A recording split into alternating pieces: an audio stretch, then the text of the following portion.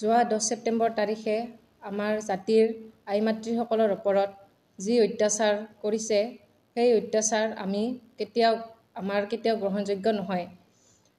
সেয়েহে ইয়াৰ উচিত তদন্ত অতি সোনকালে হ'ব লাগে আৰু আমাৰ কোচ ৰাজবংশীৰ জাতিৰ জনজাতিকৰণৰ যি সমস্যা বা দাবী আছে সেয়া অতি সোনকালে সমাধান হ'ব লাগে।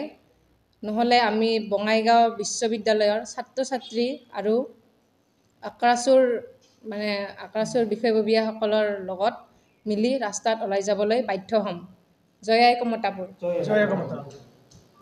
যোৱা 10 ছেপ্টেম্বৰ তাৰিখে আক্ৰাছুৰ নেতৃত্বত ধুবুৰী গোলকগঞ্জত যিটো আমাৰ গণতান্ত্ৰিক শান্তিপূৰ্ণ সমদল উলিওৱা হৈছিল, তাতে আমি দেখিবলৈ পাইছোঁ যে অসম আৰক্ষীয়ে আমাৰ প্ৰতিবাদীসকলৰ ওপৰত বৰ্বৰ আৰু অমানসিকতা ব্যৱহাৰ অত্যাচাৰ কৰিছে আৰু তাক আমি আমাৰ বঙাইগাঁও বিশ্ববিদ্যালয়ৰ কোচ ৰাজবংশী ছাত্ৰ সন্থাৰ পৰা আমি তীব্ৰ গৰিহণা দিছোঁ আৰু আমাৰ যি দাবী, আমাৰ যি সমস্যা অসম চৰকাৰ আৰু ভাৰত চৰকাৰে অতি সোনকালে সমাধান কৰিব লাগে, অন্যথা আমি ৰাস্তাত ওলাই আহিবলৈ বাধ্য হ'ম আৰু আন্দোলনৰ কাৰ্যসূচী ল'বলৈ বাধ্য হ'ম।